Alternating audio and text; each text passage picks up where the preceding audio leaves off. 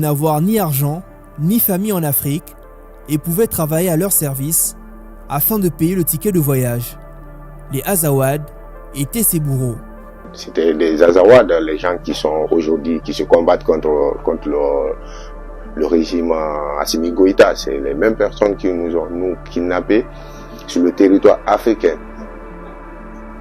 Et ils nous ont emprisonnés, ils nous ont fait travailler dans leur trafic, ils nous amenaient dans les coins explosifs minés pour embarquer les pétroles, les fichis des pétroles. C'était ça notre travail. Quand on te kidnappe, c'est ça que tu vas faire comme le travail sur le désert. Et nous, on a fait ça pendant 8 jours et après, ils nous ont mis dans un pick-up pour nous amener en Algérie. Ils nous ont pas amenés encore en Algérie. Ils nous ont amenés sur un autre désert de Khalil. Là aussi, un coin des Azawad.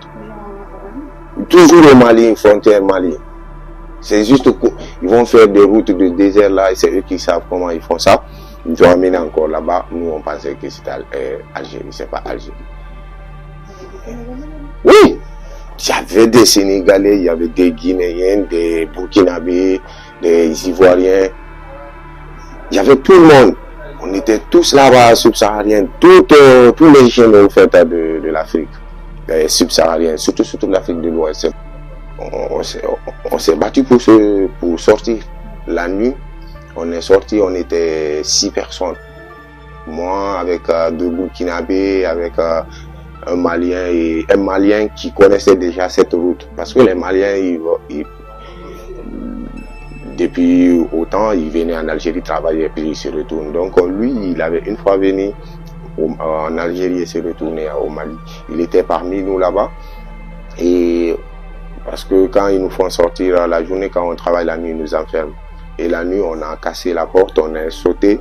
C'est 3 cours, c'est cours d'un cours sur le désert. On a sauté parce que la nuit, il y a la lumière. Là, vous travaillez dans le pétrole? Oui, dans le pétrole, sur le désert, tout le temps que j'ai passé là-bas, on nous faisait travailler dans le pétrole. Après le pétrole, c'est dans la prison, dans une grande cour, vous voyez rien, c'est pas le sable. En fait. Et on est sorti là-bas en courant la nuit parce que chaque nuit, on voyait les lumières. En lointain comme ça, on voyait des lumières. On se disait tout le temps, c'est Algérie. Et un jour aussi, on a entendu parler, les rebelles, ils sont en train de dire c'est 18 km entre ici et l'Algérie. Donc on a capté toutes ces informations, nous on s'est faufilé la nuit. Les jeunes qui avaient entendu les rebelles dire que 18 km séparaient l'Algérie de l'endroit où ils étaient, se sont lancés. À pied, ils arrivent à Borj Bari Moutawakil. À 5 h du matin, ils sont interpellés par des gendarmes algériens. Moussa et ses amis expliquent avoir échappé aux rebelles. Les gendarmes leur ont laissé de l'eau pour se baigner avant de les laisser partir. C'était la nuit, ils se sont reposés à 6 h du matin. 6 h, on a vu des gens sortis partout, partir chercher du travail. On dit mais les gens là, tous les noirs là, ils étaient où quand on est venu? Et après, on a demandé, ça parlait toutes les langues maintenant. Comme ça, on s'est vu, la communauté, moi et mes amis, l'autre, les Burkinabés, tout le monde a essayé de voir sa communauté et voir comment ça va se passer. C'est le foyer, c'est la même routine et puis ils te font galérer, prendre ton argent, ils te font appeler ta famille pour que ta famille amène l'argent. Moi, c'est cette idée, quand j'ai compris ça, parce que j'étais pas un gamin avant que je sorte chez moi, donc j'ai essayé de lutter contre ça à ma manière. Dans le foyer guinéen, Moussa devait donner 1500 dinars chaque samedi, une somme insupportable pour le jeune homme. On dit ok, dans notre foyer, c'est chaque semaine, chaque samedi, vous payez 1500 dinars. Et chaque samedi, déjà toi, tu pars travailler, tu peux même pas gagner la journée 1500. Tu gagnes 1500. C'est toute la journée, c'est 20 heures de travail ou 15 heures de travail que tu vas faire pour gagner 1500 dinars. On faisait des aides-maçons, on creusait le trou. Moi, j'ai creusé 1,50 m de trou. Le travail que j'ai jamais fait chez moi, j'ai fait les travaux comme ça ailleurs, avant de rentrer ici. J'ai fait même maçonnerie. Un jour, j'ai jamais mélangé du ciment chez moi. J'ai creusé le trou avec des picasses, avec des machines comme ça j'ai chargé, déchargé du sable, des camions, de briques et tout ça là. J'ai travaillé dans un travail maison comme ménagère pour une famille algérienne. J'ai fait tout ça là. J'ai travaillé pour les légumes dans le camion pour faire des marchés. Tu es chez les Maghrébiens, ils font des marchés au fait hebdomadaires pour vendre des légumes et tout ça là. J'ai fait tout ça là avec des gens, des personnes. Moussa avait fait 3 semaines au Mali et 6 à 7 semaines en Algérie. La destination finale étant l'Europe, Moussa apprend que la route de Tanger est opérationnelle. Vous négociez aussi là-bas, les convois sont négociés. C'est les Touaregs aussi qui viennent du Mali, qui sont sur le désert de Tombouctou, Timiaoui, de Mali, Algérie, jusqu'à Deb, côté Tripoli. C'est les mêmes personnes, les mêmes rebelles qui sont sur le Sahel elle-même, comme nous disons. C'est les gens qui quittent de Tripoli.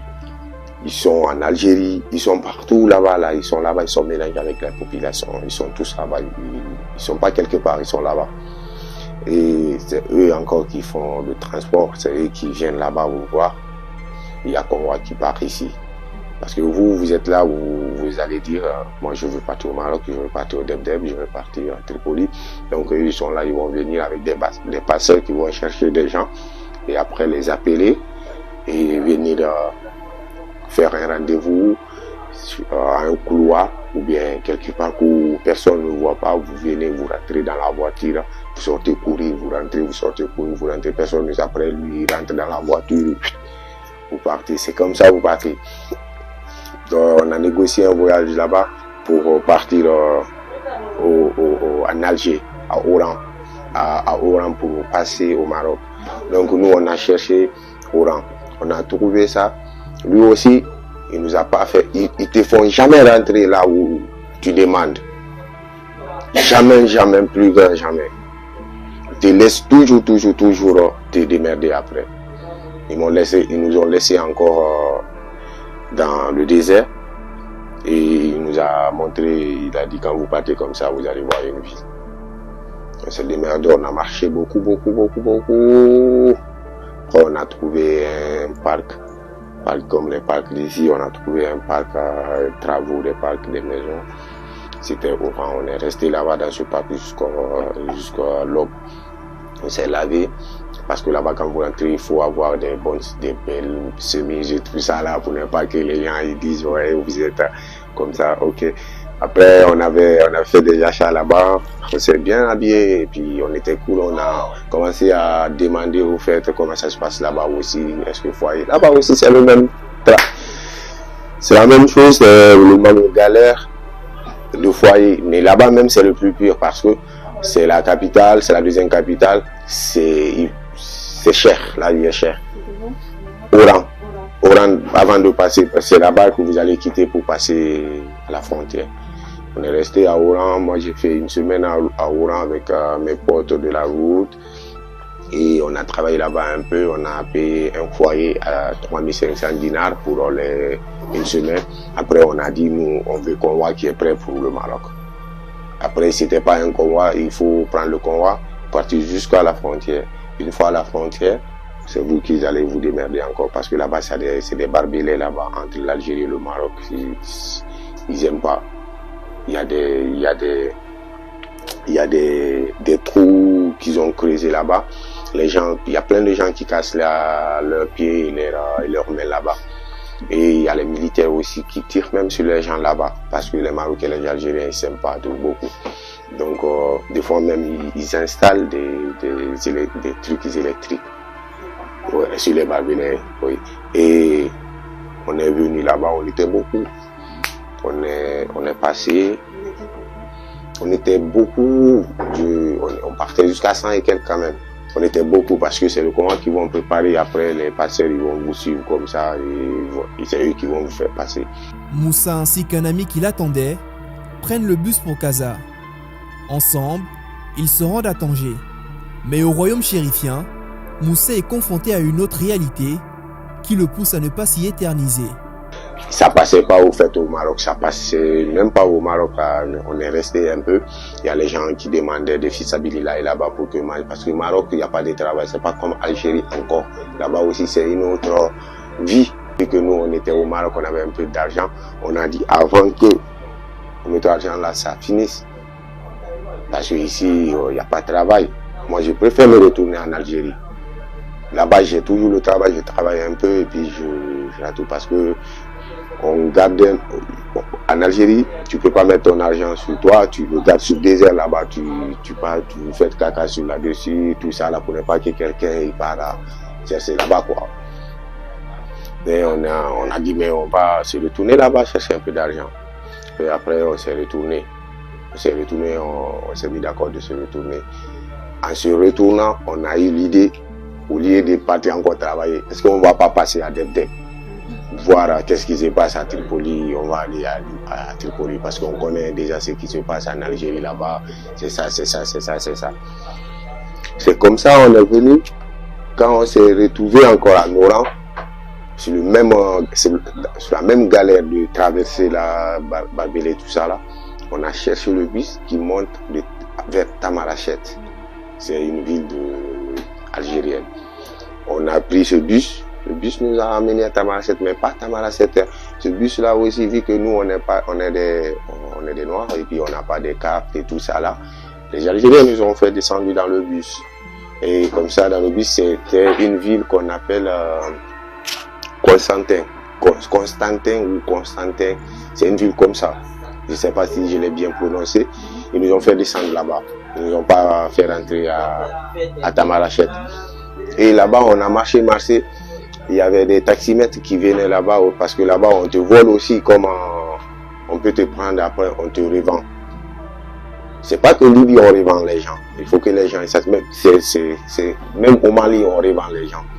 C'est là-bas ça a commencé. Oui, au Mali. C'est commencé au Mali pour vendre les gens comme tomates, patates, aubergines et tout ça là.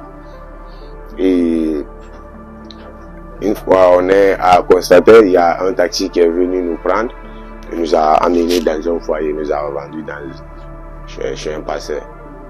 Il s'appelle Ammala. Lui c'est un Guinéen, Konyanka. L'arabe il nous a amené là-bas, il nous a vendu là-bas. Le gars il a donné l'argent. Après le gars il a dit à ses commandos ou ces loupards là qui sont là-bas de nous prendre, de nous amener. Il a 2 foyers. Un foyer c'est la prison pour les gens qui payent pas, qui n'ont pas d'argent. Ils vous frappent ça que vous ne mangez pas. Ils cassent vos bras, ils cassent vos pieds. Tout ce qu'ils veulent vous faire, ils vous font là-bas. Et il y a un autre foyer où les gens payent. Les gens qui ont payé, ils restent là-bas. Quand le convoi est prêt, vous quittez, vous partez. Et ils nous amènent en prison, on est resté là-bas. Vu que là-bas, il y avait trop de tension. Il y avait trop de tension, on peut te tuer les Asma Boys, même les rebelles là, ils viennent même vous menacer. Donc moi, j'appelais ma famille. J'appelle ma maman, elle m'a amené l'argent là-bas pour que je quitte là-bas.